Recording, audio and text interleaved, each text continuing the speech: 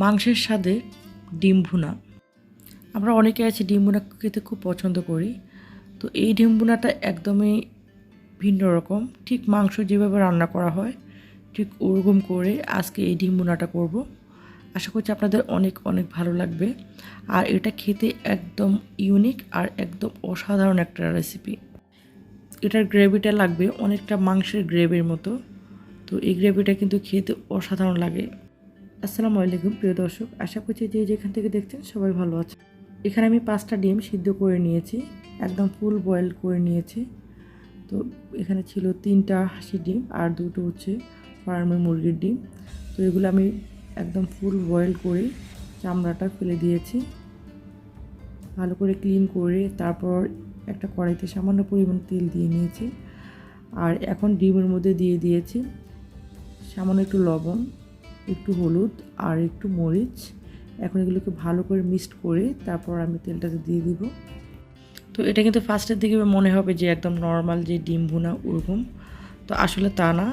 এই ডিম ভুনাটা আমি আজকে এমনভাবে করবো, এটার গ্রেভিটা একদম মাংসের যে গ্রেভিটা ঠিক ওরকম মনে হবে। তো এগুলোকে আমি কিছুক্ষণ ভেজে নিয়েছি, তবে এই ডিমটা কিন্তু বেশি ভাজা যাবে না, বেশি ভাজলে কিন্তু এটা অনেকটা রাবারের মতো হয়ে যায়, খেতে টেস্ট লাগবে না।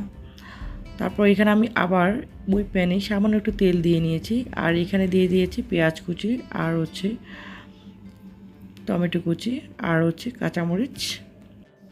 আজকের এই ডিম ভুনাটা কিন্তু আমি আলু দিয়ে করব।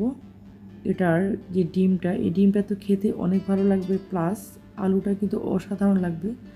জাস্ট একটু ফলো করুন তাহলে বুঝতে পারবেন। এখন এগুলোকে সামান্য একটু ভেজে তারপর দিয়ে দিয়েছি স্বাদ মতো লবণ, হাফ টিস্পুন হলুদ, হাফ টিস্পুন মরিচ। তো আপনার ঝাল কতটুকু খাবেন ওই অনুযায়ী মরিচটা দিতে পারেন। তারপর এখানে দিয়েছি 1 টিস্পুন রসুন আর 1 টিস্পুন আদা। তারপর এগুলোকে সামান্য একটু নেড়ে দিয়ে দেব হাফ টিস্পুন জিরা পাউডার, হাফ টিস্পুন ধনিয়া পাউডার আর দিয়ে দেব গরম মশলা পাউডার হাফ টিস্পুন। তো এখানে আমি যেহেতু 5টা ডিম করছি, আপনারা যদি বেশি পরিমাণে ডিম করেন তাহলে কিন্তু মশলাটা ওই অনুযায়ী দিতে পারেন। তারপরে দিয়ে দিব সামান্য একটু পানি, যাতে মশলাটা নিচে না লেগে যায়। এই ডিম ভুনাটা যদি এভাবে করেন তাহলে মনে হবে যে গরম ভাতের সাথে কিছুই লাগবে না। তো এখানে আমি আবার একটু পানি দিয়ে দিয়েছি। এখন এই মশলাটা কিন্তু ভালো করে আমি কষিয়ে নিয়েছি, কষিয়ে তারপর এখানে দিয়ে দিয়েছি কিছু আলু, আমি এভাবে স্লাইস করে নিয়েছি। এই আলুগুলো ছিল নতুন আলু। তো এই মশলাটা যখন কষাবেন এত সুন্দর একটা ফ্লেভার আসে, যখন বাসায় এভাবে ট্রাই করবেন তখনই বুঝতে পারবেন। অনেকে হয়তো ট্রাই করেছেন অথবা অনেকেই ট্রাই করেননি, তবে একবার হলেও ট্রাই করে দেখতে পারেন। জাস্ট এইভাবে একবার ট্রাই করে দেখতে পারেন, টেস্টটা অনেক ভালো লাগবে আশা করছি। এখন আমি একটা ঢাকনা দিয়ে রাখবো, ঢাকনা দিয়ে এটাকে কিছুক্ষণ রেখে দেব। চুলাটাকে কিন্তু আমি মিডিয়ামে রেখেছি, মিডিয়ামে রেখে এটাকে রান্না করছি, একদম মিডিয়ামে রেখে রান্না করছি। একটু নেড়ে দিয়ে আবার ঢাকনা দিয়ে রেখেছি। তো যে পানিটা বের হয়েছে ওই পানিটা দিয়ে আমি এটা রান্নাটা করছি। তো এটা যেহেতু নতুন আলু ছিল তাই আমি এক্সট্রা কোনো পানি ইউজ করিনি।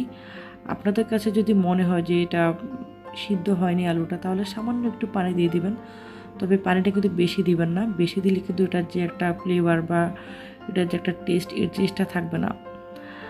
তো আমার কাছে মনে হচ্ছে একটু লবণ লাগবে, তাই আমি আরেকটু লবণ দিয়েছি। আর আমার আলুটা কিন্তু সিদ্ধ হয়ে গিয়েছে। এখন আমি দিয়ে দিয়েছি ধনেপাতা কুচি। ধনেপাতা কুচিটা দিলে এটার ফ্লেভারটা খুব সুন্দর আসে আর খেতেও অসাধারণ লাগে। ধনেপাতা দিয়ে তারপর কিছুক্ষণ নেড়ে তারপর এখানে আমি দিয়ে দিয়েছি ডিমগুলোকে দিয়ে জাস্ট 1 মিনিটের মতো করে এটাকে আবার একটু ভেজে নেব। বাসায় যদি মাছ মাংস শেষ হয়ে যায় তাহলে কিন্তু এই রেসিপিটা করতে পারেন। এই রেসিপিটা যদি হয় তাহলে কিন্তু আর কিচ্ছু লাগবে না ভাতের সাথে। রেসিপিটি ভালো লাগলে লাইক, কমেন্ট, শেয়ার করতে ভুলবেন না।